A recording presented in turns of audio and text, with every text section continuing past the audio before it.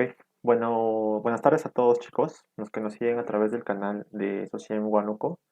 Bueno, en esta oportunidad, ya en el sexto día de la Semana Internacional de Neumología, me honra en presentar al universitario Jorge Luis Salazar Flores, quien es médico interno del sexto año de la Facultad de Medicina, es instructor de cirugía general y además es instructor de propedéutica médica, que en el día de hoy nos trae el tema de enfermedades pleurales. Adelante, Jorge.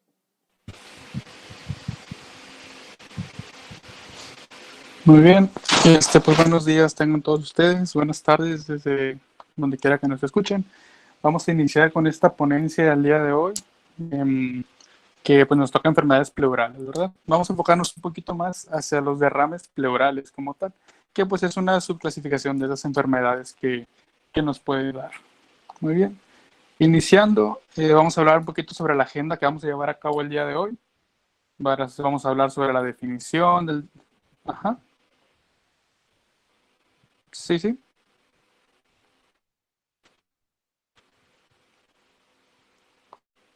Ok. Una disculpa. Ya va.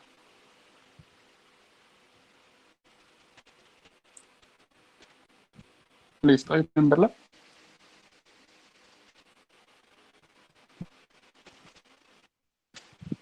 Excelente. Muy bien. Una disculpa. Como les mencionaba, vamos a hablar un poco sobre las enfermedades pleurales, específicamente sobre el derrame pleural. ¿De acuerdo? Sobre la agenda que vamos a tener el día de hoy, pues vamos a hablar un poco sobre la definición del mismo, vamos a hacer un recordatorio breve sobre anatomía y fisiopatología de lo que es el sistema respiratorio, cuadros clínicos característicos, cuál va a ser el abordaje diagnóstico terapéutico, principalmente es en lo que nos vamos a enfocar el día de hoy, y al finalizar vamos a hablar sobre unos casos clínicos para hacer una recapitulación de todo lo que hemos visto y que toda la información sea adquirida de una mejor manera. Muy bien, iniciando, vamos a empezar con un caso clínico sencillo. Tenemos un masculino de 57 años de edad, sin antecedentes personales de importancia. Este paciente nos inicia hace 3 semanas con un cuadro clínico de fiebre, dolor torácico pleurítico y tos productiva, ¿de acuerdo? Se mantiene así y es por eso que va a una consulta particular y le recetan antibiótico-terapia. Tras esta administración de medicamentos no nota una mejoría clínica en sí mismo y pues continúa con este cuadro durante esas 3 semanas, hasta hace 3 días donde se agrega además dificultad respiratoria y un ataque al estado general, ¿de acuerdo? Viene con nosotros al servicio de urgencias, vamos a explorarlo y encontramos una fiebre de 39 grados centígrados y al momento de estar explorando nosotros el tórax encontramos una disminución en los ruidos respiratorios y así como matidez a la percusión en el hemitórax derecho, ¿de acuerdo? Con este caso clínico quiero que se lo graben, que escriban por ahí algunas anotaciones, porque vamos a trabajar con él más al final de la ponencia. Bueno, vamos a iniciar con la definición del derrame pleural, que pues así rápidamente se define como una acumulación de líquido dentro del espacio pleural. ¿Ok? Y pues, ¿dónde encontramos este espacio pleural? Vamos a recordar solamente anatomía general, muy sencilla. Tenemos nuestros dos pulmones, derecho e izquierdo, y la tráquea central, ¿de acuerdo? Iniciamos por aquí. Hay que recordar que en ambos pulmones tenemos algunas estructuras que se llaman pleuras, ¿de acuerdo? De esas tenemos dos tipos. La primera es la pleura parietal, ¿sí? Pleura parietal. Y esta es la que se encuentra pegada a la caja torácica, ¿de acuerdo? Ahí por donde están las costillas. La otra pleura que tenemos es la pleura visceral, ¿ok? Y esta pleura visceral se encuentra pegada justamente a los pulmones, ¿sí? Al parénquima pulmonar. Y dentro de estas dos pleuras encontramos ahora sí nuestra tercera estructura, que es la importante en este tema, que es nuestro líquido pleural, ¿ok? Líquido pleural. Este se encuentra pues entre las dos pleuras, como les estoy mencionando. ¿Qué hay que saber sobre el líquido pleural? 3 cosas muy sencillas, o 2 cosas muy sencillas. De este tenemos un volumen normal, un volumen que siempre debe estar ahí, que es fisiológico. Entonces nuestro volumen normal es igual a 0.1 a 0.2 mililitros de este por kilogramo de peso de cada persona. Entonces, si hiciéramos un cálculo, hablaríamos que aproximadamente cada uno de nosotros tiene algunos 10 mililitros de este líquido pleural dentro del espacio pleural ahorita. y es con este líquido que los pulmones pueden expandirse y volver a su tamaño normal constantemente durante todo el día, ¿de acuerdo? Pero ¿qué pasa aquí cuando hay un derrame? Pues como podemos ver representado en la figura en el pulmón del pulmón izquierdo, vemos como este espacio pleural que está normal detallado en el lado derecho, en el pulmón izquierdo estaría aquí aumentado pues de volumen, ¿no? Vemos aquí cómo está representado con color azul porque pues es líquido. Entonces, este líquido pleural está aumentado en su volumen, por lo tanto nos va a causar el cuadro clínico característico que más adelante vamos a hablar de él, ¿de acuerdo? Pero, pues, ¿cómo llegamos hasta este punto? ¿Cómo hacemos o qué es lo que pasa para que este líquido aumente en su volumen? Pues tenemos hay que hablar un poco de la fisiopatología. En este caso, la patogénesis está involucrado principalmente dos cosas grandes, que sería una, que esté aumentado la formación de líquido y la otra es que esté disminuida la reabsorción de líquido, porque hay que saber también que este líquido se está produciendo y se está reabsorbiendo constantemente durante el día, ¿de acuerdo? Entonces, al haber alguna, por ejemplo, que esté aumentado la formación, pues se va a empezar a acumular por ahí. Y algunos ejemplos de entidades que nos den esta formación aumentada, pues sería, por ejemplo, que esté el fluido intersticial, o sea, el líquido que está dentro, que esté aumentado, que esté ahí por mucho tiempo. Podríamos hablar, por ejemplo, de una falla cardíaca, que vemos que el líquido se está acumulando en el cuerpo y pues este líquido aumentado nos aumenta las presiones hidrostáticas y empieza a salirse de los vasos pleurales con la consiguiente aumento del volumen pleural. Otro, por ejemplo, que está aumentada la permeabilidad de las paredes capilares. Entonces, al estar aumentado esta permeabilidad, pues el líquido empieza a fugarse por esos espacios y el líquido empieza a aumentarse en el espacio pleural. ¿De acuerdo? Otro ejemplo sería, por ejemplo, que tengamos disminuida la presión oncótica dentro del, pues de la presión sérica, que está disminuida la presión oncótica, y esto haría pues que la fuerza que hace que el líquido se quede dentro de los vasos pues no exista, entonces se empieza a fugar el líquido. Por ejemplo, en casos de hipoalbuminemia, que vamos a hablar un poco más adelante. Y pues pasando al otro gran rubro, que sería que esté disminuida la absorción de este líquido pleural, pues hablaríamos, por ejemplo, de cáncer, de linfomas, que podrían estarnos obstruyendo los vasos linfáticos, que es la principal vía de drenaje de este líquido. Entonces, al estar pues obstruida, el drenaje no se ve comprometido y por lo tanto se empieza a acumular. ¿De acuerdo? Entonces podríamos dividir o subclasificar toda fisiopatología en tres puntos. Está aumentada la presión hidrostática, por lo tanto el líquido se empieza a fugar de los vasos. Está disminuida la presión oncótica, por lo tanto no hay fuerzas que mantengan el líquido dentro de los vasos sanguíneos, por lo tanto se sale, ¿sí? Y la otra es que está aumentada la permeabilidad capilar. La pared de los vasos está permeable, pero esta aumenta, entonces por lo tanto el líquido se fuga de los vasos, ¿de acuerdo? Y pues así sería un poquito de la fisiopatología de cómo se causa este aumento de líquido en el espacio pleural. Y bueno, ¿cómo llegamos a hacer el diagnóstico de esta entidad? Muy sencillo. Cuadro clínico del paciente y el estudio de imagen correspondiente. ¿De acuerdo? Un cuadro clínico sugestivo de que en algún paciente que nos llegue a consulta hay que saber qué estudios de imagen solicitar para poder corroborar nuestro cuadro clínico. ¿Ok? Hablando así rápidamente sobre el cuadro clínico, pues tenemos que, para abordar un paciente hay que ver la sintomatología que presenta y además hacer una exploración física adecuada. Dentro de la sintomatología que va a tener el paciente es un dolor torácico, ¿de acuerdo? Dolor torácico. Y es una característica de es que es un dolor pleurítico, es decir, que está en el costado del paciente, de un lado de la caja torácica, y que aumenta o se presenta más en cada respiración del paciente. Otro síntoma que tenemos muy característico es la disnea, ¿de acuerdo? Y esta disnea es causada porque, si se pueden ver aquí en la imagen, todo este líquido que está aquí está apachurrando nuestro pulmón, lo está colapsando, entonces el aire no entra de manera adecuada y pues batallamos un poquito para que pueda haber la respiración, ¿de acuerdo? ¿Qué otra cosa podemos tener? Puede haber tos en el paciente, en algunas ocasiones puede ocasionar una fiebre, pues esto ya dependiendo de cuál sea la causa del derrame como tal, ¿de acuerdo? En algunos podemos presentar incluso pérdida de peso, ¿ok? pérdida de peso, como en el caso de un cáncer o alguna tuberculosis que vamos a ver más adelante también. Y al momento de hacer nosotros una exploración física, ¿qué es lo que vamos a encontrar en el paciente? Primero que nada, en la inspección podríamos llegar a encontrar un hemitórax desviado o asimétrico, ¿de acuerdo?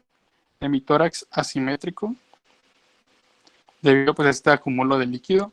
Podemos encontrar también en la auscultación, cuando vamos a escuchar al pulmón como tal, pues empezamos a auscultar ambos pulmones, ¿no? En la técnica de escalera, vamos a escuchar bien, se escucha bien y vamos bajando.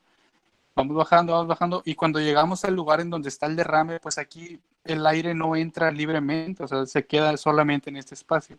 Entonces nosotros al poner el estetoscopio en donde está el derrame, pues no escucharíamos pues estos ruidos respiratorios, ¿no? Por lo tanto tendríamos disminuidos nuestros ruidos respiratorios, ¿ok? ¿Qué otra cosa podemos encontrar? Algo aparte de la inspección y de la auscultación es la percusión. ¿De acuerdo? Vamos a hacer pequeños golpes en nuestro paciente para escuchar pues, los pulmones, ¿no? Y de la misma forma empezamos desde arriba y vamos a ir bajando, haciendo la percusión. Llegamos a un punto en el que ya no hay aire, o sea, lo que estamos escuchando ya no es un sonido normal de cuando cuando hay aire en la cavidad, ya que aquí tendríamos agua, entonces el sonido que vamos a escuchar es mate, ¿de acuerdo? Entonces escucharíamos matidez en la percusión, solamente en las zonas en donde se encuentra el derrame. ¿Estamos de acuerdo? Y si nos damos cuenta, estas dos características, que esté disminuido los ruidos respiratorios y que haya matidez a la percusión, tiene un nombre como tal, es un síndrome. Se llama síndrome del derrame pleural. ¿Ok? Y ya con esto sabemos que está involucrado pues las estructuras. Y nada más para recordatorio, ruidos respiratorios disminuidos y matidez en la percusión localizada en algún hemitórax del paciente o en ambos tórax, pues estaríamos hablando de que hay algo ahí ocupando el espacio de lo que habría normalmente, que sería el pulmón. ¿De acuerdo? Muy bien. Una vez que ya llega nuestro paciente, viene por dolor torácico, disnea, trae fiebre, y además lo exploramos y encontramos un síndrome de derrame pleural, ¿qué es lo que sigue? Puedes solicitarle estudios de imagen, ¿de acuerdo? ¿Y cuál sería el primer estudio de imagen que vamos a solicitar? Pues una radiografía, ¿de acuerdo? Radiografía póstero-anterior, radiografías laterales, en decúbitos laterales, que es lo que voy a desarrollar un poquito más adelante, ¿de acuerdo? Entonces, primeramente, históricamente, hacíamos el diagnóstico solamente por la radiografía que encontramos y sería todo.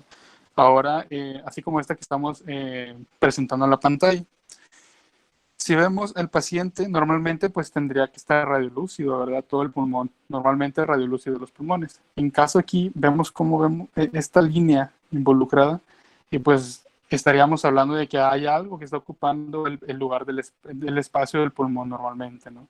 Está ocupando todo este espacio. Y esta línea con concavidad hacia la parte superior tiene un nombre y es el signo de Damon-Ellis. Esto es muy característico de todos los derrames, ¿de acuerdo? Sin embargo, uno diría, pues le hacemos esta radiografía y ya tenemos el diagnóstico. Sin embargo, hay ocasiones que el derrame no es tan grande y pues no veríamos este signo característico.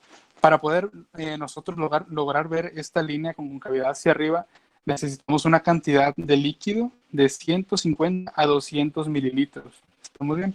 Entonces, esto es una cantidad muy elevada. Si recordamos, normalmente nosotros tenemos de entre 7, 8, 10 mililitros a lo mucho en el espacio pleural. Entonces, imaginemos que para llegar a este número de aquí de abajo, tiene que haber pasado ya mucho tiempo y entonces el paciente ya viene un poco complicado en algunas ocasiones. ¿De acuerdo?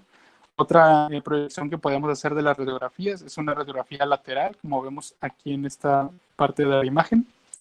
Y pues en esta tiene algunas características, por ejemplo, que va a estar pues obliterado el receso costodiafragmático, el seno costodiafragmático, que normalmente se vería hasta acá, hasta abajo, como en esta imagen de aquí en PA, como la logramos ver.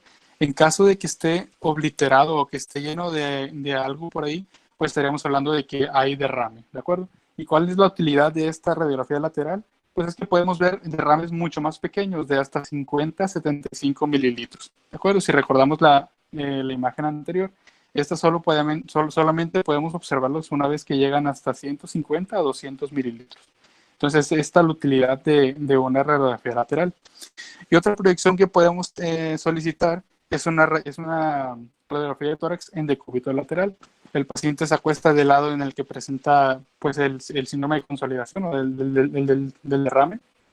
Y en este caso podríamos observar, nos sirve para dos cosas esta radiografía. Uno, ver si el derrame que estábamos viendo nosotros primero en una radiografía posterior anterior, que estaba localizado por aquí, si el paciente se acuesta y vemos que el líquido corre libremente en todo el tórax, pues nos sirve para eso, ver que el derrame no esté localizado, que no esté loculado, ya que en caso de que el paciente se pusiera en decúbito lateral y el derrame no corriera libremente, pues nos hablaría y sería una predicción para decir que este va a ser un caso más difícil de abordar, ya que pues el líquido se va a encontrar todo localizado aquí. ¿De acuerdo? ¿Cuál es la otra utilidad? Pues podemos hacer mediciones. Vemos aquí, por ejemplo, esta imagen del lado derecho. Vamos a medir desde el borde de las costillas hasta donde llegue el derrame. Y si este derrame mide más de 1 centímetro, nos hablaría de que es un derrame pleural que podemos puncionar mediante una toracocentesis para estudiar este líquido y ver qué es lo que está pasando dentro del pulmón. ¿De acuerdo? Entonces, estas serían nuestras dos utilidades principalmente. Uno, ver si corre libremente el líquido dentro del espacio pleural. Y dos, hacer la medición para ver si podemos puncionar este derrame. ¿De acuerdo? Es para eso que es útil esta radiografía. Muy bien. Supongamos que, bueno, hay radiografías también que son muy características y ya nos dan el diagnóstico, nos están gritando el diagnóstico casi. Por ejemplo, en un caso de un paciente que viene por disnea, viene por ingurgitación yugular, trae edema de miembros inferiores. Al momento de explorar nosotros encontramos algunos ruidos cardíacos arrítmicos, pues obviamente nos está hablando de alguna patología cardíaca, ¿verdad? Y luego, si le hacemos nosotros una radiografía de tórax y obtenemos esto, vemos aquí cómo se borra el seno costodiafragmático, no lo vemos, entonces nos habla de un derrame. Y si vemos también la silueta cardiomedastínica, vemos que está totalmente aumentada de tamaño. Entonces, estaríamos hablando directamente de una insuficiencia cardíaca, ¿de acuerdo? Casi nunca estos derrames pues no se van a funcionar. Vamos a ver que con el tratamiento médico dirigido podríamos tratarlos completamente, ¿de acuerdo? Otro ejemplo que tenemos de estos es, por ejemplo, un paciente que viene con un patrón característico del derrame pleural. Vemos aquí cómo hace el signo de la concavidad hacia la parte superior que hablamos anteriormente. Pero hay algo característico en esta imagen que no vimos en las pasadas. El paciente te va a llegar aquí con un cuadro clínico de pérdida de peso, tiene fiebre, tiene sudoración nocturna. Y vemos como en la parte apical vemos este engrosamiento por aquí y además, a comparación del lado izquierdo del paciente, no vemos pues esta característica. Y además vemos aquí algunas cavitaciones. Un cuadro clínico de estos y con esta imagen estaríamos hablando de un derrame pleural secundario a una tuberculosis pleural, ¿de acuerdo? Alguna tuberculosis pulmonar. Entonces, por eso que sí nos sirven nuestras radiografías si la complementamos muy bien con el cuadro clínico que venga el paciente al consultorio. ¿De acuerdo? Un ejemplo más, vemos esta radiografía, también vemos que viene con un derrame característico y muy pronunciado. Sin embargo, no nos hace la imagen característica, ¿verdad? No hace esta concavidad hacia arriba, sino que se mantiene solamente en esta área. Entonces, ¿de qué nos está hablando? De que el derrame está localizado, que está loculado. ¿De acuerdo? Tiene una forma hasta una forma elíptica podríamos considerarla. Entonces, estaríamos hablando de un derrame loculado, es decir, que está ya en un solo lugar y pues por consiguiente es más difícil abordarlo, más difícil para tratarlo también, ¿de acuerdo? Y pues si viene un paciente con un cuadro clínico, por ejemplo, de fiebre y dolor torácico agudo, y vemos esta radiografía, pues estaríamos hablando claramente de un derrame paraneumónico que está loculado, ¿ok? Entonces, esta inmediatamente es una indicación para puncionarlo y estudiar el líquido. Ya no vamos a medirlo ni nada. Viene con su cuadro característico y vemos que viene esta imagen característica también de que está loculado. Vamos a puncionarlo directamente y vamos a estudiarlo para ver su tratamiento más adecuado. ¿Ok?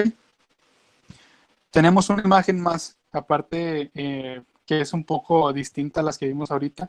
Vemos también cómo el pulmón izquierdo está totalmente lleno de líquido. Sin embargo, aquí no vemos tampoco la concavitación hacia arriba. vemos una imagen recta del líquido que está aquí. Y pues esto nos estará hablando en primer lugar de un hidroneumotórax, ¿de acuerdo? Secundar algún traumatismo o algo que esté haciendo que haya aquí líquido plano, ¿de acuerdo? Y pues esto casi siempre es traumático, les digo, entonces hay que pensar en algún colapso pulmonar también. Ya que fue traumático, podemos pensar en un neumotórax y además pues del derrame que está causando aquí toda la sangre que está saliendo de los vasos sanguíneos que están pues dañados en ese momento. ¿Ok? ¿Qué otra cosa podemos hacer aparte de radiografías? ¿Qué más podemos usar? Pues algo que se ha estado implementando últimamente mucho es el ultrasonido. ¿De acuerdo? Que es lo que vamos a hablar más adelante. Y pues les digo, no siempre es así de que dejarlo solamente con radiografías, sino que debemos auxiliarnos del ultrasonido. Y pues hasta el día de hoy es un pilar tanto en el diagnóstico como en el tratamiento para el abordaje del derrame pleural. Ya que, como hablé al inicio cuando estaba presentando las radiografías, a veces los derrames no son tan grandes como para poder verlas en ellas. Entonces, pues tenemos que recurrir a otras opciones, por ejemplo, el ultrasonido que es de ahorita, ¿verdad? Eh, y pues se ha ganado lugar en los últimos años, siendo que ahorita en los últimos artículos que han estado siendo publicados está incluso en el segundo lugar, en el segundo paso en el abordaje diagnóstico, después de hacer el interrogatorio y la exploración. Hay algunas personas que se van directamente a ultrasonido. Entonces es por eso que se ha estado ganando su lugar y que es importante. Además que tienen una sensibilidad y una especificidad muy alta, casi similar al del TAC de tórax, para ver los derrames pleurales. ¿De acuerdo? Entonces, ¿qué es lo que vamos a estar buscando en el ultrasonido? Una imagen bien característica es esta que se llama el signo de quad o el signo del cuadrilátero. ¿De acuerdo? Vemos una imagen aquí rectangular, romboidea, vemos que está anecoica en su parte central, y pues esta casi siempre ya nos está hablando de que está el derrame ahí. ¿De acuerdo? ¿Para qué más nos sirve el ultrasonido? Pues podemos clasificar el derrame como en anecoico, como en el caso este. Anecoico casi siempre nos habla de trasudados. ¿De acuerdo? Esta palabra ahorita la voy a explicar un poquito más.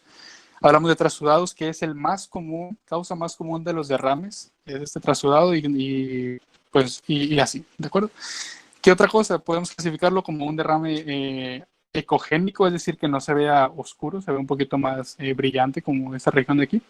Y pues aquí nos estaría hablando de ¿y qué va a haber en su interior? Pues puede haber pus, puede haber sangre, y además es altamente predictor esta clasificación de ecogénico para que haya pues pus y sangre, ¿no? Que está un poquito más complicado. También en derrames septados, en caso de que veamos esto de por aparte que haya tabiques por aquí, pues estamos hablando también de otro tipo de etiologías del derrame. Hay también no aceptados, como este caso, y uno más que se agregó a la lista últimamente fue el que estábamos viendo en el ultrasonido, un remolino. Mejor, ahorita pues obviamente es una imagen, pero si estuviéramos viendo en tiempo real, estos puntitos de aquí estarían como quedando vueltas en círculo y círculo, y esto es altamente predictor de malignidad, es decir, estaríamos enfrente de un paciente con malignidad, es decir, cáncer.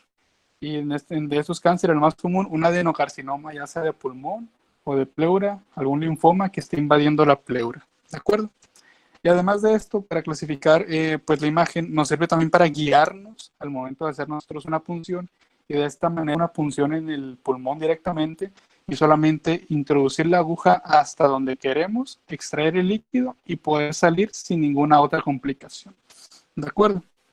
Entonces, bajo esta última oración que les dije, que debe ser todo guiado por ultrasonido, porque disminuye pues los riesgos, vamos a hacer una pequeña comparación entre radiografías de tórax y ecografía torácica, para ver qué nos sirve más y qué es lo mejor en este momento. Entonces, hablábamos de la radiografía de tórax. Al inicio sabíamos que si una radiografía de tórax en decúbito lateral, es decir, acostados, pues el derrame tendría que medir más de 1 centímetro, ¿verdad? Para ser funcionado. En la ecografía torácica no. En la ecografía tendríamos que buscar al menos 2 centímetros de ¿de acuerdo? Vamos a medirlo, voy a regresar un poquito. Si el espacio que hay de aquí a aquí es de 2 centímetros, podríamos hacer una punción, ¿ok? ¿Qué otra cosa? Ya lo mencioné también, la ecografía torácica nos va a evitar complicaciones como neumotórax, por ejemplo. Identifica derrames muy pequeños, como lo dije también anteriormente. Y además evalúa el patrón del derrame, que ya hablamos también ahorita, que si está aceptado, que si está ecogénico, que si es anecoico, y pues esto nos ayuda mucho más en el abordaje, ¿de acuerdo? Y pues la radiografía de tórax se queda corta totalmente a comparación del eco torácico o del ultrasonido, ya que pues la ecografía torácica puede identificar derrames de hasta incluso 20 mililitros de líquido, ¿de acuerdo? En cambio, la radiografía, hablamos ahorita que necesita al menos algunos 150 mililitros para poder identificarlo. Entonces, por eso que todo procedimiento pleural que hagamos en los pacientes debe ser guiado con ecografía. ¿De acuerdo? Es muy superior la ecografía a la radiografía de tórax. ¿De acuerdo? Muy bien. ¿Y cuál es la importancia en el abordaje del derrame pleural? Vemos aquí un algoritmo para ver qué vamos a hacer con los pacientes. En este caso, pues obviamente con los pacientes que vienen con un cuadro clínico característico de derrame pleural, pues ya vemos la radiografía, la hacemos, vemos cumple criterios para hacer punción, nos vamos a ultrasonido, cumple también con su criterio que debe ser más de 2 o 2,5 centímetros de líquido, vamos a hacerle una toracocentesis. ¿De acuerdo? ¿Y qué es la toracocentesis? Pues vamos a ingresar una aguja al espacio pleural y vamos a extraer líquido para su posterior estudio. ¿De acuerdo? ¿Y para qué nos sirve este estudio? Bueno, pues vamos a ver características de este líquido que hay en el espacio pleural. Y pues con estas características vamos a poder irnos hacia una etiología más dirigida, ¿de acuerdo? Dentro de estas características, pues tenemos estas de aquí, que ahorita voy a hablar de ellas. Y pues, ¿cómo vamos a clasificarlo en si es trasudado o exudado? Pues mediante los criterios del doctor Richard Light, ¿de acuerdo? Que los tenemos por aquí. Estos criterios del doctor Richard Light nos ayudan ampliamente a diferenciar los exudados de los trasudados. ¿De acuerdo? Ya hicimos la toracocentesis, ya extrajimos el líquido y ahora vamos a estudiarlos. ¿Qué les vamos a estudiar? Vamos a hacer una relación, una división entre las proteínas que hay en el líquido pleural, entre las proteínas que hay en las proteínas séricas. Y si esta relación es mayor a 0,5, nos estaría hablando de un exudado. ¿De acuerdo? ¿Qué más estudiamos? La deshidrogenasa láctica. ¿Sí? Igual, es una relación, hacemos una división entre la deshidrogenasa láctica que hay en el líquido pleural entre la deshidrogenasa láctica sérica, y si esta relación nos da un resultado arriba de 0,6, nos hablaría de un exudado. O la otra, igual, nada más sacamos la deshidrogenasa láctica en líquido pleural, y si esta es superior a 2/3 del límite superior, que es normal en sangre, estaríamos hablando de un exudado. ¿De acuerdo? Entonces aquí ya con esto, con un solo criterio que cumpla de estos tres, estaríamos hablando de que es un exudado. ¿Ok? Y como les decía, ya sacamos el líquido, ya lo estudiamos, y ya sabemos si es trasudado o si es exudado. En caso de que no cumpla con ningún criterio del doctor Richard Light, lo clasificaríamos como trasudado, y este tiene sus etiologías que vamos a ver ahorita. Y en caso de que cumpla un criterio, con uno solo que cumpla, estaríamos hablando ya de algún exudado. Sin embargo, una vez que hacemos estas operaciones y que nos da un resultado como exudado, tenemos que saber que hasta un 30% de los pacientes que les realizamos estos criterios, hasta un 30% resultan con un resultado de exudado falso o pseudoexudado. ¿De acuerdo? Y esto lo podemos corregir mediante el gradiente de albúmina. Es decir, vamos a hacer una resta, es un gradiente, es una resta. Solamente tomando la albúmina sérica y la albúmina del líquido pleural. ¿De acuerdo? Hacemos una resta de la albúmina pleural menos la albúmina sérica. ¿Sí? Hacemos la resta, y si esta operación nos da mayor a 1,2 gramos por decilitro, vamos a reclasificarlo correctamente y vamos a ver que se está tratando realmente de un trasudado y no de un exudado. ¿Sí? Y esto se da más que nada en pacientes con un cuadro clínico medio ambiguo, que no sabemos si es, por ejemplo, alguna neumonía, si es alguna insuficiencia cardíaca, que vemos bien el paciente solamente con un derrame y los empezamos a tratar con diuréticos porque tiene agua el pulmón, entonces si le damos diuréticos va a empezar a tirar toda el agua. Entonces empezamos a hacer esto y luego hacemos una punción y nos da pues este resultado. Estaríamos hablando de un resultado pues que no es el adecuado, ¿de acuerdo? No es por eso, siempre ante todos los estudios de Richard Light, le realizamos un gradiente de albúmina y ya vamos a poder reclasificar correctamente a nuestro paciente en un trasudado o en un exudado. ¿De acuerdo? Entonces, en caso de que hagamos los criterios de Richard Light, ya sacamos nuestros resultados y no cumple con ningún criterio, estaríamos hablando de un trasudado. ¿Ok? ¿Y cuáles son las causas del trasudado? Tenemos tres principales. Es insuficiencia cardíaca, síndrome nefrótico y alguna hepatopatía que nos esté ocasionando algún derrame también, llamada hidrotórax hepático. ¿De acuerdo? De estas tres, por mucho, la más frecuente es la insuficiencia cardíaca. ¿De acuerdo? Esta es la etiología más frecuente de trasudados para los derrames pleurales. Y pues el tratamiento en los trasudados va siempre dirigido a la causa del derrame. Es decir, si encontramos alguna insuficiencia cardíaca, pues obviamente vamos a optimizar el tratamiento de la cardiopatía, ¿verdad? Si viene el paciente con un cuadro clínico de alguna patología, de alguna nefropatía, vamos a optimizar el tratamiento para la nefropatía y con eso va a tener el paciente para solucionar su derrame. ¿De acuerdo? Entonces aquí hay que saber también que pues el tratamiento pilar, o sea, el pilar en el tratamiento de estos pacientes con trasudados son los diuréticos. Así tengan algunos otros tratamientos y que cambien un poco las dosis, la manera de administrarse, siempre está el diurético ahí, está el pilar, ¿de acuerdo? Y con este casi siempre se va a resolver en algunos días, ¿ok? Y pues en caso de que tengamos también trasudados grandes, hay que saber que nunca vamos a funcionarlos de primera instancia. Siempre vamos a dar nuestro tratamiento médico. Y en caso de que este derrame no se resuelva en poco tiempo, ahora sí es cuando haríamos una punción, ¿de acuerdo? Es cuando haríamos la punción para drenar todo ese líquido que está ahí de más en el espacio, ¿de acuerdo?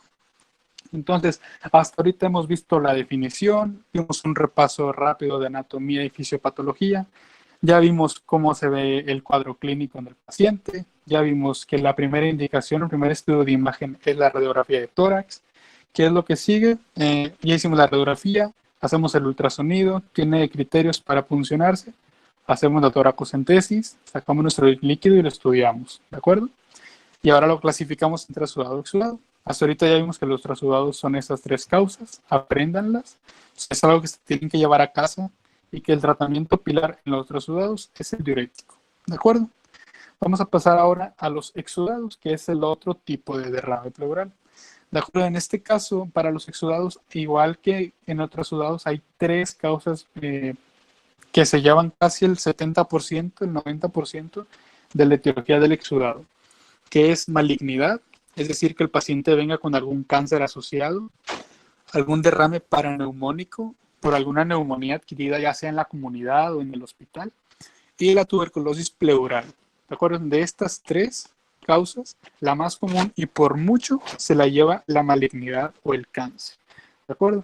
Y con esto nos podríamos llegar a preguntar, entonces, ¿a quién debería yo indicarle alguna biopsia pleural? Pues solamente a los pacientes que tengan alguna malignidad, que sospechemos alguna malignidad o alguna tuberculosis pleural, ¿de acuerdo? Porque para el exudado paraneumónico tenemos un abordaje totalmente diferente que vamos a hablar más adelante. Entonces llévense esto a casa. Las tres causas más comunes de exudado son malignidad, paraneumónico y una tuberculosis pleural. Muy bien. Iniciando con el derrame paraneumónico, se ve muy grande el abordaje, pero en realidad van a ver que es muy sencillo. Entonces vamos a iniciar con este.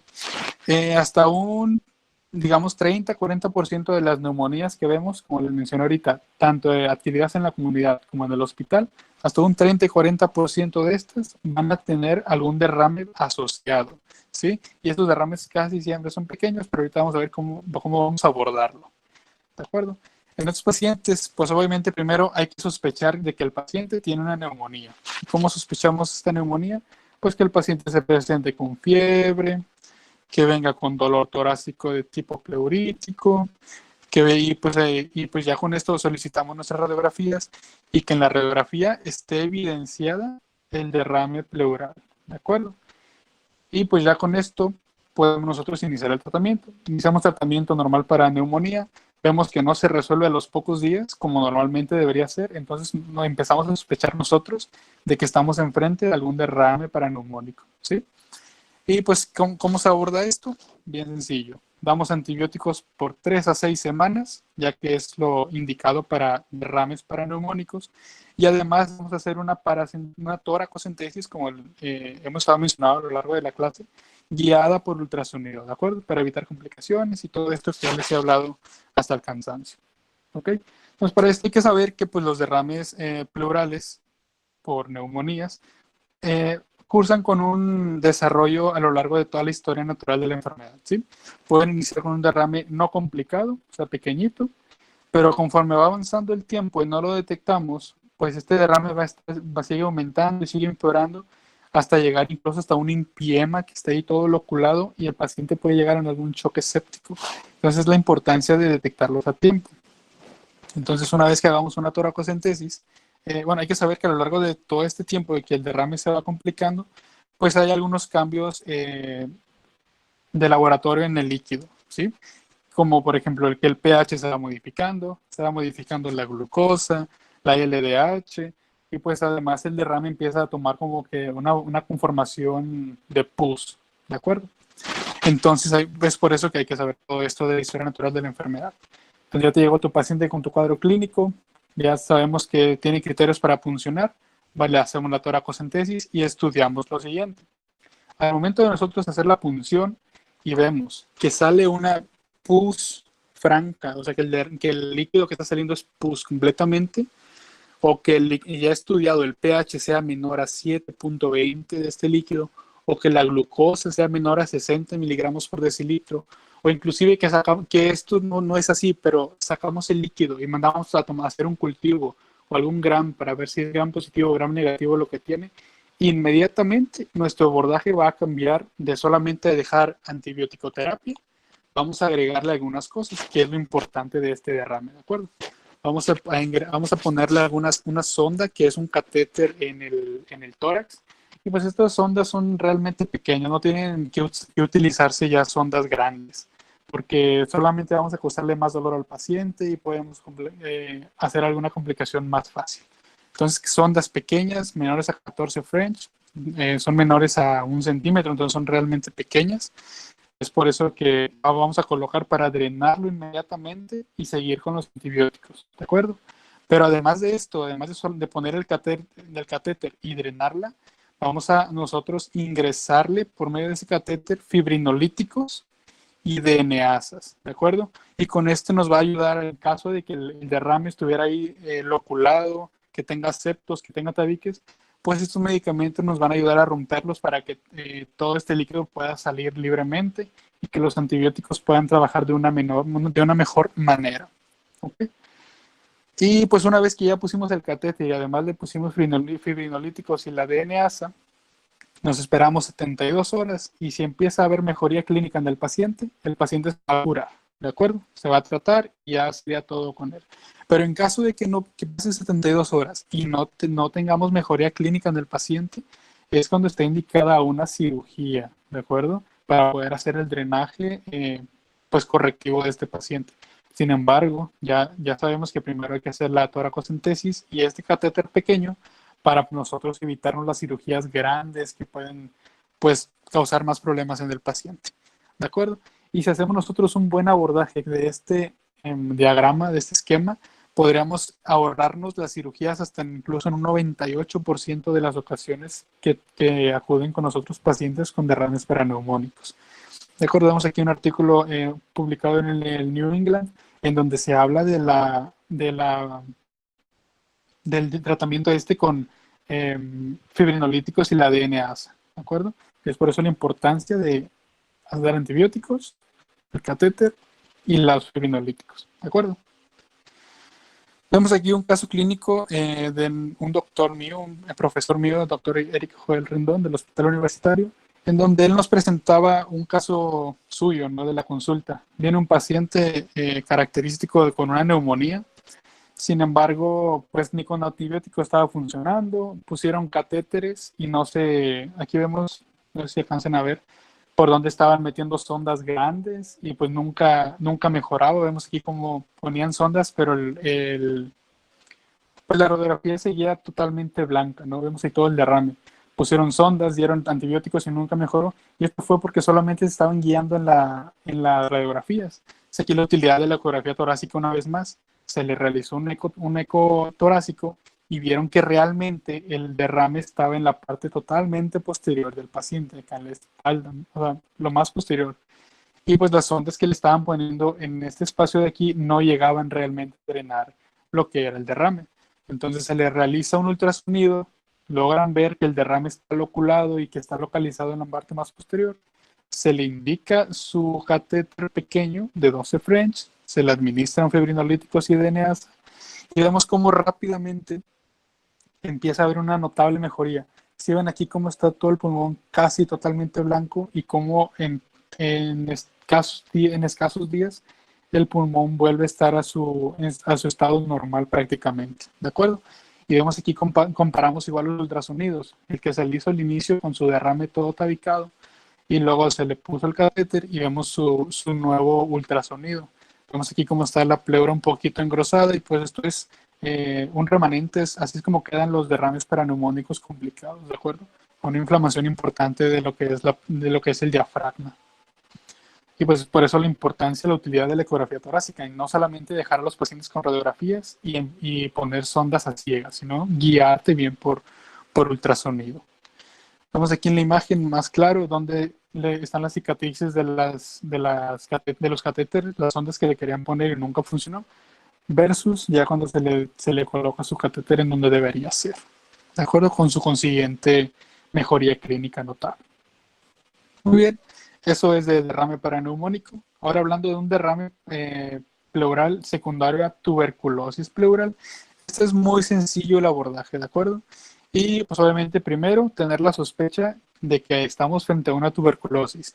¿Cómo hacemos la sospecha? Pues un paciente con un cuadro clínico clásico, fiebre, pérdida de peso, sudoración nocturna, y le tomamos una placa y sale lo característico de este derrame pues en tórax, lo evidenciamos, pues claramente vamos a estar hablando de una tuberculosis, ¿verdad? Es lo que vamos a sospechar en primera instancia. Y pues, ¿cómo vamos a abordarlo? Sencillísimo. Y hicimos nuestra sospecha clínica, vamos a hacer nuestra toracocentesis, ya que evidenciamos mediante ultrasonido y radiografía que es un derrame que se puede puncionar, ¿de acuerdo? Sacamos nuestro líquido pleural, lo mandamos a estudiar, ¿y qué es lo que le vamos a mandar a estudiar a este líquido? Vamos a mandarle a contar linfocitos, proteínas, y si en los linfocitos hay un 75% o más de estas células en el líquido, o si tenemos muchas proteínas en este líquido, arriba de 4 gramos de proteínas, y si además de esto estamos en algún sitio endémico en donde es muy frecuente la tuberculosis, pues ya prácticamente nos está dando el diagnóstico hasta en un 80% de las veces. De acuerdo, pues el tratamiento sería dirigido hacia la tuberculosis.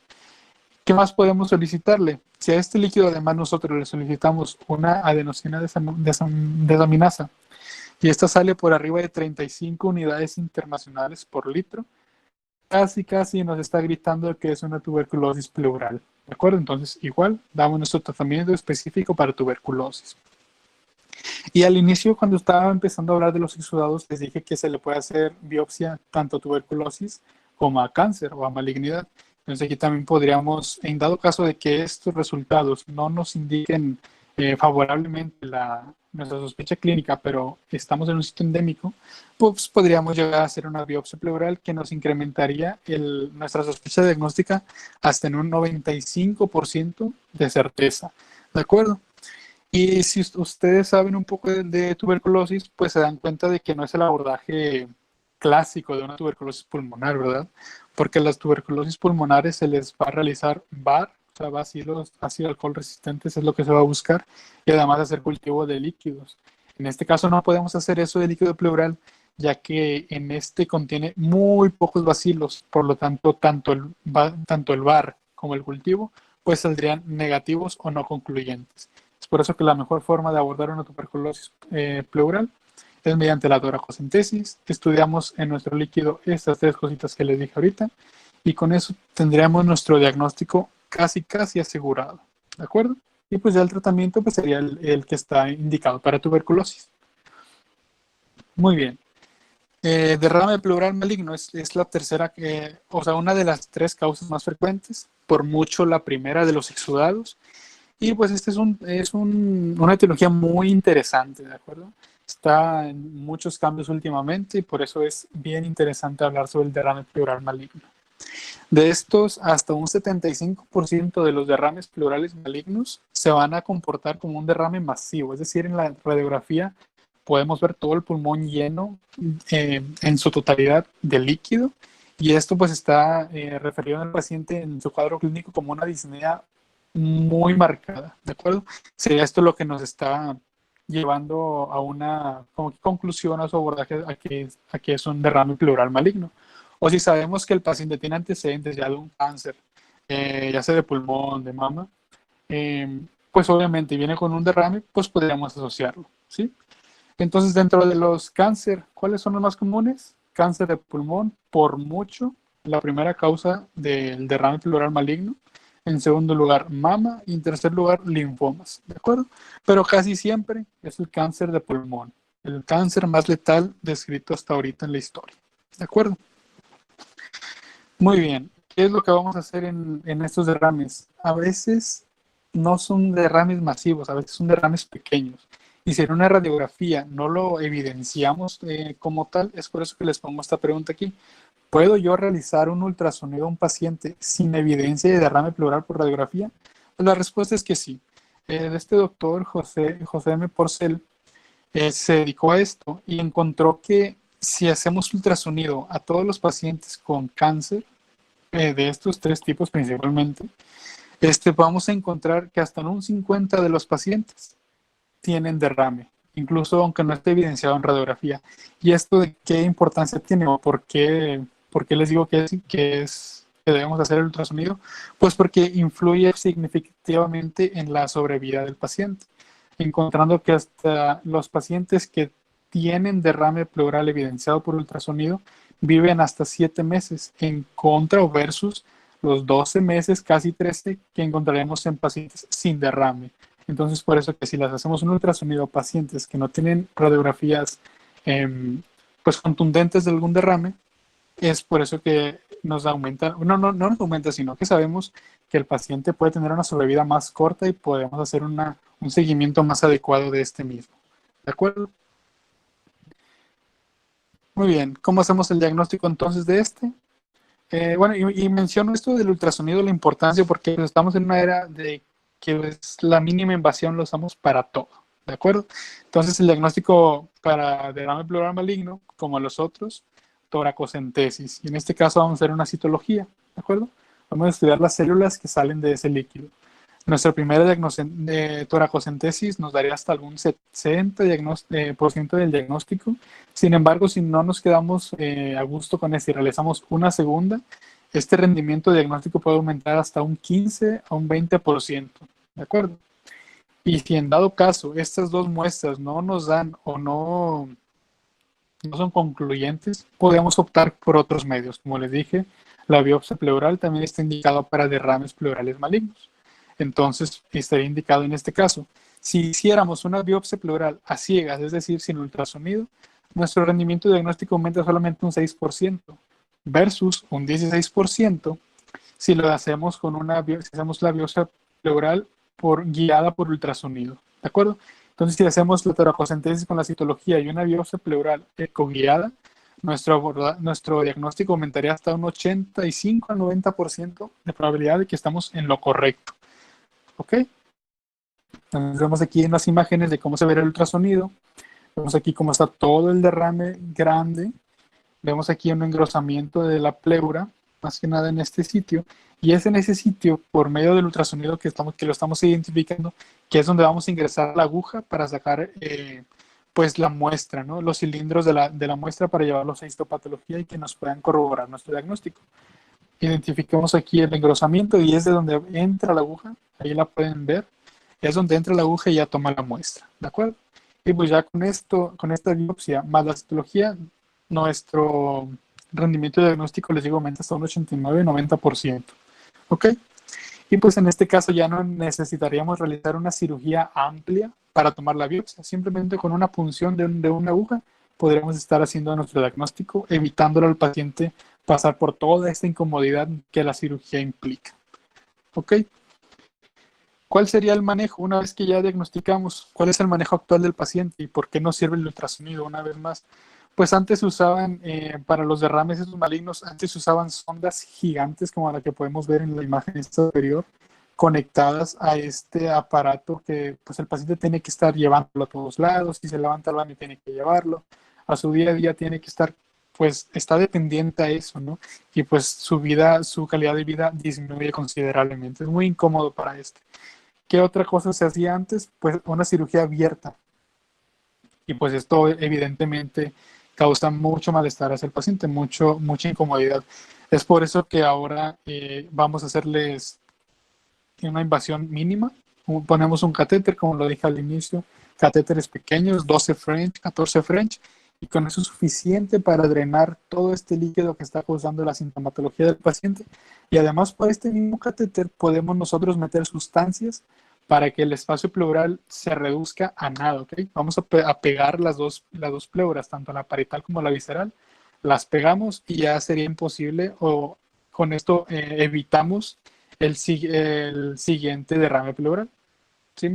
Espero que me haya explicado. Metemos sustancias, se pegan las dos pleuras y pues ya no existe el espacio para que se acumule el agua. ¿Ok? Y pues es por eso la importancia de la mínima invasión. ¿De acuerdo? Nos evitamos traer estos aparatotes y estas cirugías que pues solamente les traen problemas al paciente. Y tenemos este abordaje mínimo y pequeño que en nuestros días en la estancia hospitalaria se reducen en lo mínimo y la calidad de vida del paciente aumenta considerablemente. ¿De acuerdo?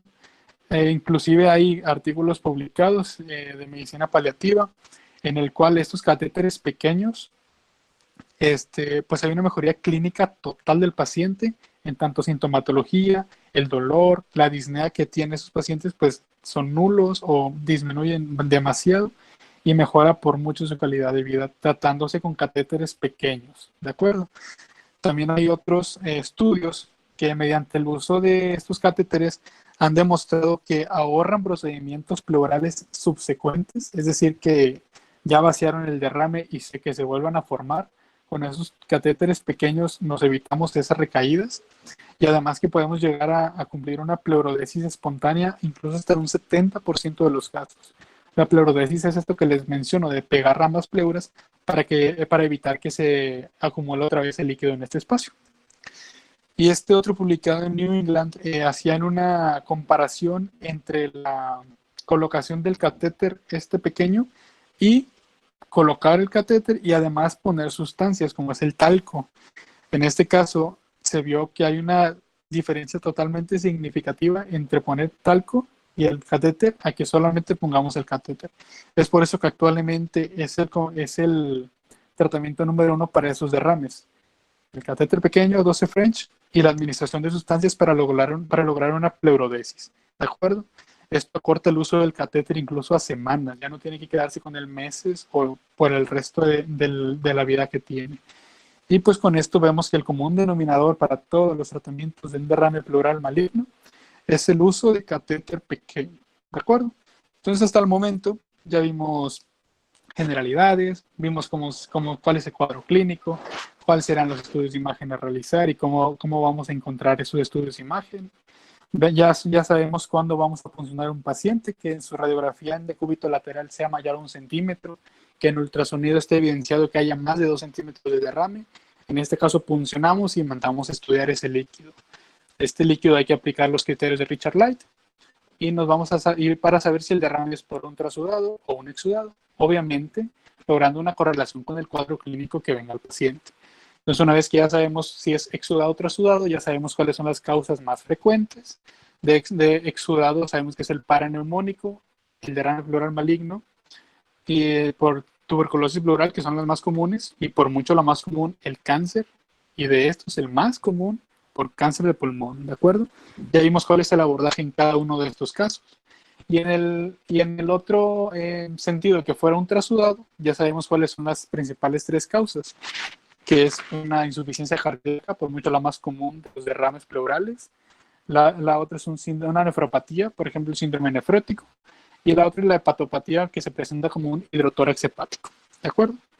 Entonces vamos a regresarnos a nuestro caso clínico inicial, ¿sí? Recordando, es un paciente masculino de 57 años de edad, sin antecedentes de importancia, vino por fiebre, dolor torácico pleurítico y tos productiva, se le dio antibióticos y no ha mejorado. Y hace 3 días se le agrega su dificultad respiratoria, su disnea y su ataque al estado general. Lo exploramos y tuvo 39 grados centígrados de fiebre. Y encontramos su signo de derrame, su síndrome de derrame pleural, ¿verdad? Que era la disminución de los ruidos respiratorios y la matidez de la percusión en el hemitórax derecho. ¿De acuerdo? Les voy a pedir ahora en el chat de ahí de la transmisión en vivo de YouTube que me puedan ayudar a contestar poniendo la respuesta correcta, ¿de acuerdo? Para saber que estamos todos en el mismo canal y si pusimos atención durante la clase. Entonces, con este paciente que les presenté ahorita, ¿qué estudio de imagen solicitaríamos de primera elección? Sería un TAC de tórax contrastado, un ultrasonido torácico superior, una radiografía en póster anterior en decúbito lateral de tórax o una biopsia guiada por ultrasonido.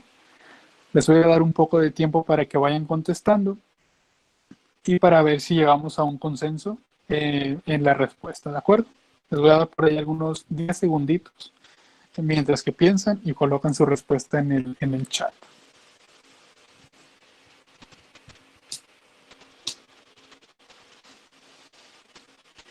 Ok.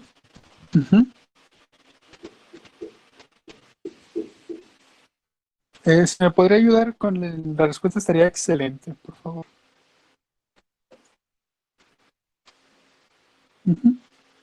Okay. Entonces, en esta primera pregunta. A ver, chicos, dejen sus respuestas ahí en el chat para poder, a ver. Aún no hay respuestas. Como hay un pequeño lapso Sí, de 10 por un segundos. retardo. Ajá. Vamos a ver.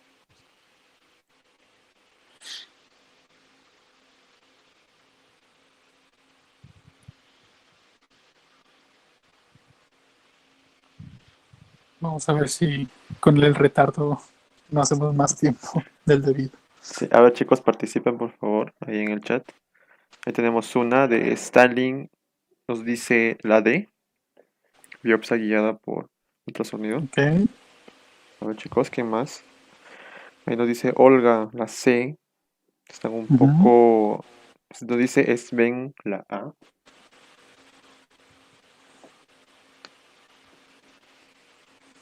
Ok, bueno, voy a mencionar la respuesta para no generar más tiempo del debido. Pero igual que sigan participando y vamos a sus respuestas al final de la ponencia. Entonces, el primer estudio de imagen que vamos a solicitar en este caso sería el inciso C, una radiografía póstero anterior y en decúbito lateral de tórax. Recuerden que un TAC de tórax contrastado no lo vamos a solicitar de primera instancia porque pues no tenemos una imagen antes para basarnos en decir que necesito un TAC. Un ultrasonido superior sí es correcto, pero no es el primer caso, como lo mencioné al inicio. Si una biopsia guiada por ultrasonido, pues ni siquiera sabemos qué es lo que tiene el paciente aún, entonces no podemos solicitar biopsias, ya que recuerden que la biopsia se va a solicitar solamente cuando nosotros sospechamos de una malignidad o de alguna tuberculosis pleural. ¿De acuerdo? Entonces la respuesta correcta en este caso sería el inciso C, radiografía posterior anterior en decúbito lateral de tórax. Y obtenemos estas imágenes, ¿de acuerdo? Vemos en el hemitórax derecho del paciente cómo está el signo clásico de las radiografías, que es una concavidad hacia la porción superior del tórax. Y vemos cómo está aquí borrado el seno costodiafragmático, ¿verdad? Y en la decúbito lateral vemos aquí claramente cómo el derrame corre libremente. O sea, no está loculado, no está muy complicado aún el paciente. Si hacemos nuestra medición, bueno, y esta radiografía pues nos serviría para hacer la medición del derrame, ¿ok? Entonces, una siguiente pregunta. En la radiografía de tórax, en decúbito lateral, hicimos la medición y se evidenció 1.1 centímetro de derrame, ¿de acuerdo? Entonces, ¿cuál sería la conducta a seguir de acuerdo a esta medición? Una toracocentesis diagnóstica. Vamos a colocar una sonda de 12 French para drenarlo inmediatamente. Vamos a solicitar un ultrasonido para evaluar si realizamos una punción o no, es decir, que sea funcionable y además estudiar el líquido o cambiar totalmente la antibiótico-terapia. Recordando el caso clínico y con la radiografía, ¿cuál sería lo más adecuado? dar por ahí algunos segunditos para que la piensen y pongan su respuesta si pueden. Y muy bien, la respuesta correcta sería el inciso C, solicitar un ultrasonido para evaluar la realización de la punción y estudiar el líquido que obtengamos de esta punción, ¿de acuerdo? Entonces ya nuestro ultrasonido nos dice que es funcionable, sacamos el líquido y esos son los resultados que obtuvimos, ¿ok? Tuvimos unas proteínas en el líquido pleural entre las proteínas séricas de 1.2. Tenemos una LDH en el líquido pleural entre la LDH sérica de 0.9 y además al momento de puncionar nosotros obtuvimos pus franca de este líquido y la glucosa en este líquido también pleural era de 35 miligramos por decilitro. Ahorita lo que sigue es aplicar los criterios de Richard Light que hablamos más al inicio, ¿de acuerdo? Entonces con esto, de acuerdo a los criterios de Richard Light, a la clínica del paciente y los estudios de imagen que presentamos, ¿cuál sería la sospecha diagnóstica hasta el inicio? Voy a regresarme un poquito a los resultados para hablar de ellos. Okay, obtuvimos aquí una relación de proteínas líquido pleural y proteínas séricas de 1.2. Si recordamos los criterios de Richard Light, nos dice que si este está por encima de 0.5, estaríamos hablando de un exudado. ¿Okay? El otro resultado son una LDH de líquido pleural y LDH sérica. La relación fue de 0.9. Los criterios de Richard Light nos mencionan que si están por encima de 0.6, estaríamos hablando de un exudado, ¿ok? Entonces, de acuerdo a estas respuestas, pues sería un exudado, ¿verdad? Ahora hay que ver cuál sería la etiología más común. Sabemos que es exudado, entonces las otras respuestas las podemos tachar completamente porque estas pues no van a ser, ¿ok? De estos dos, ¿cuál sería más común, más evidente que tuviera? ¿Una tuberculosis pleural o un derrame paraneumónico?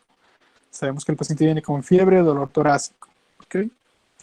Lo más común, pueden ponerlo ahí en el chat también, la respuesta correcta sería el inciso C, un exudado de acuerdo a los criterios de Richard Light y un derrame paraneumónico, ya que le estuvimos dando antibiótico terapia y no se resolvió, y pues el cuadro clínico era muy evidente. Además, la radiografía nunca se nos mostró por ahí alguna cavitación en el ápice pulmonar, ni nada característico después de una tuberculosis, ¿de acuerdo? Entonces la respuesta correcta aquí será el inciso C, un exudado de un derrame por un derrame paraneumónico. ¿De acuerdo?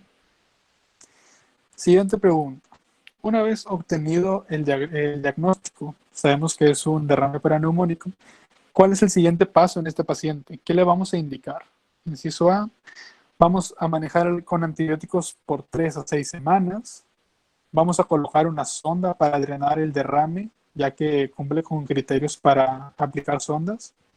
O vamos a administrar fibrinolíticos y DNAsas para pues quitar todos esos tabiques que pudiéramos encontrar dentro. O inciso D, todas las anteriores son correctas. Muy bien, vamos a irnos de una por una. Manejo con antibióticos por 3 a 6 semanas es correcto debido a que es un derrame paraneumónico. Y ese es el tiempo que se le da al tratamiento de estos derrames. ¿De acuerdo? Colocar una sonda para drenar todo el derrame, ya que cumple con los criterios para colocar sondas o catéteres, también es correcto. Si recordamos los criterios de es que en los resultados del líquido obtuviéramos una pus franca al momento de sacar el líquido o que la glucosa en el líquido pleural fuera menor, que fuera disminuida, menor a 60, que la LDH fuera superior a 1000. Entonces cumple con criterios para aplicar alguna sonda, es por eso que también es correcta. ¿Ok? Inciso C, administrar fibrinolíticos y DNAsas, igual. Ya pusimos la sondita y vamos a estar drenando el derrame, ¿verdad? Pero además podemos agregarle fibrinolíticos y DNAsas para que sea más sencillo todo este proceso de estarlo drenando completamente. ¿Ok? Es por eso que la respuesta correcta será el inciso D, todas las anteriores. ¿De acuerdo? Muy bien. ¿Qué es lo que quiero yo que se lleven ustedes a casa? ¿Qué es lo más importante de este tema que abordamos el día de hoy? Son 6 cositas importantísimas que nunca se les deben de olvidar, ¿ok? Son las perlas del derrame pleural. 1. Los criterios de Light, del doctor Richard Light, siempre deben complementarse con el gradiente de albúmina, por lo que hablamos al inicio que pueden clasificar exudados falsos Y si nosotros usamos el gradiente de albúmina, vamos a poder reclasificar a estos pacientes. ¿De acuerdo? La otra, las tres causas más frecuentes de trasudado son insuficiencia cardíaca, síndrome nefrótico y hepatopatías. Y por mucho la insuficiencia cardíaca es la más común y la más frecuente de los derrames. ¿Okay? Los diuréticos son la pieza fundamental en el tratamiento de derrame pleural por trasudado. ¿Okay? Recordemos que los trasudados, el tratamiento siempre va dirigido a la causa. Es decir, si es insuficiencia cardíaca, vamos a ajustar el tratamiento de la insuficiencia. Si viene por nefropatía, ajustamos el medicamento para la nefropatía. Pero sabemos también que los diuréticos siempre van a estar ahí. ¿De acuerdo? Cambien las dosis, cambien las vías, sí. Pero el diurético siempre va a estar ahí. ¿De acuerdo?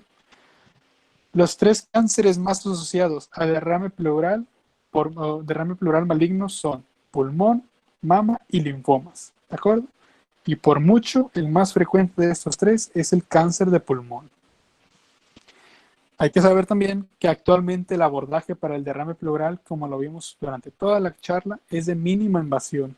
Es decir, vamos a usar el ultrasonido casi para todo, para diagnosticarlos para hacer el abordaje terapéutico más adecuado, ¿de acuerdo? Porque con esto disminuimos mucho las complicaciones, hacemos que el tratamiento, que la mejoría clínica del paciente sea más rápida, podemos colocar catéteres en lugares que son muy especializados y es por eso la utilidad de esta que es la mínima invasión. Y la otra es que ya no se usan catéteres o sondas grandes, ya que causan mucha molestia para los pacientes. Solamente se utilizan los catéteres pequeños y ya con esto es suficiente para poder drenar los derrames, aunque sean muy grandes. Mejor, estas son las 6 cosas que tienen que quedarse ustedes grabadas en su mente y para el futuro. Y pues esto sería todo de mi parte. Si tienen alguna duda, pues podrían comentarle ahí por el chat o mandármela a mi contacto que les dejo ahí abajo de mi Instagram. Y pues sería todo. Muchas gracias. Espero que haya sido de su agrado esta plática del día de hoy.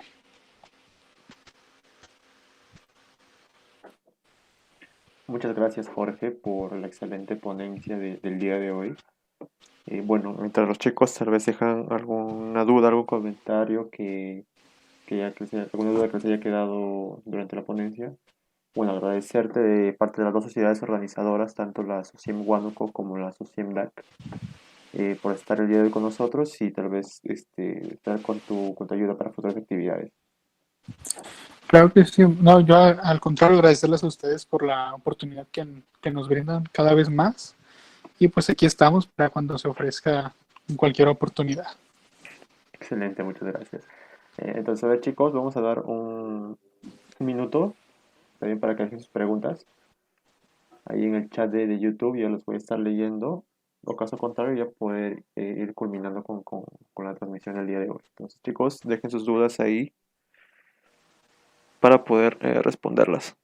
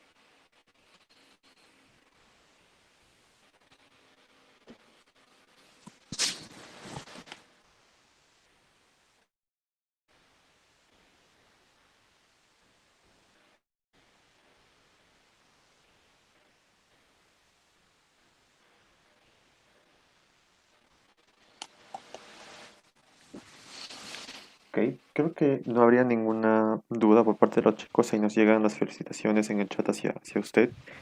Y bueno, tal vez si tuviera algunas palabras finales ya para poder culminar. Sí, claro que sí. Igual si no tienen alguna duda ahorita para los chicos que vean la transmisión en algún otro momento, pues ahí dejo mi contacto y pueden hacérmela llegar y con todo gusto la resuelvo. También pues hacer un poquito de énfasis en este momento de contingencia que estamos pasando actualmente, pues que hagan, pues piensen bien sus acciones, quédense en casa, uso de cubrebocas. Ya sabemos que esto del coronavirus va para un poquito más tiempo, entonces hay que cuidarnos todos en casita, ¿de acuerdo?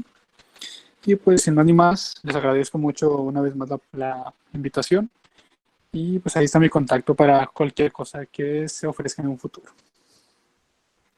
Excelente, doctor. Muchas gracias. Y bueno, hasta luego. Cuídese mucho. Muchas gracias. Ok. A ver, chicos, se quedan un momentito conmigo para poder proceder a enviarles el link del quiz final, del cuestionario final. En un momento se los envío, ahorita lo estoy iniciando, para que puedan desarrollarlo. Recuerden que esto es requisito para que puedan obtener certificado, así que ahorita se los voy a enviar.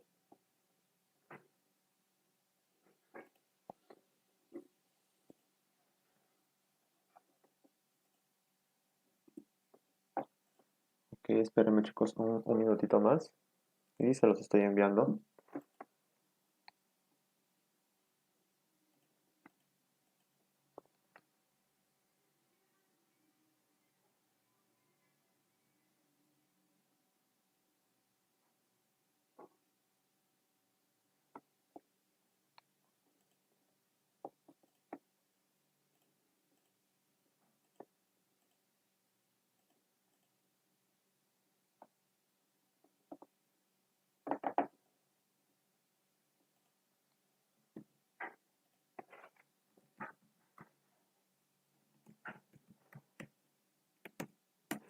Ok chicos, acabo de dejar en el chat de YouTube el enlace del cuestionario que se está dando en la plataforma de Quizzes.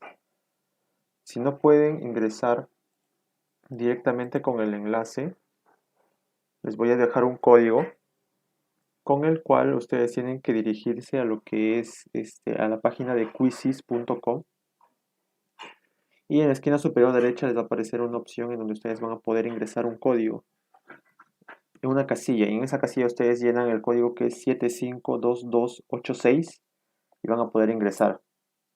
Entonces chicos, voy a esperar a que estén al menos eh, unos 50 ya en la plataforma para poder darle inicio. Entonces chicos, váyanse uniendo. Si tienen algún inconveniente, alguna duda, me la hacen llegar ahí en el chat para poder ayudarlos.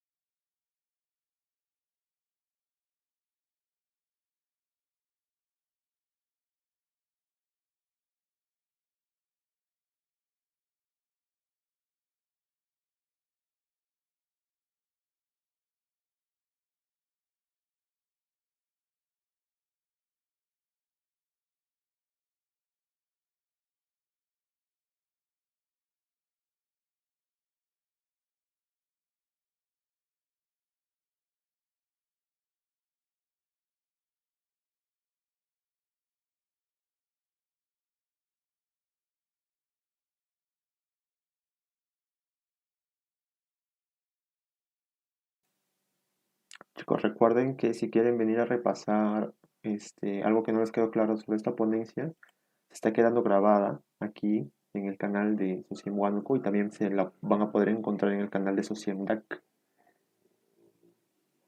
Ok chicos, entonces no olviden suscribirse al canal. Vamos a estar subiendo nuevos videos. Activen la campanita para que les llegue la notificación y también de futuras actividades que vamos a estar haciendo. Tanto aquí en el canal también como en el canal de Sociedad.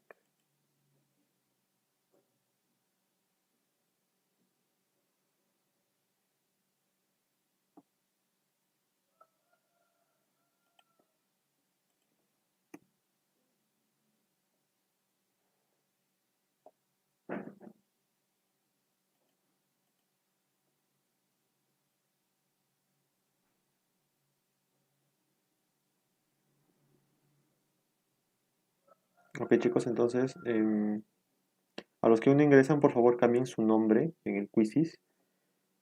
Sí, por favor cambien su nombre al suyo para poder encontrarlos bien al momento de hacer la evaluación. Por favor, cambien sus nombres a los que estén ingresando. Es importante eso, chicos, por favor.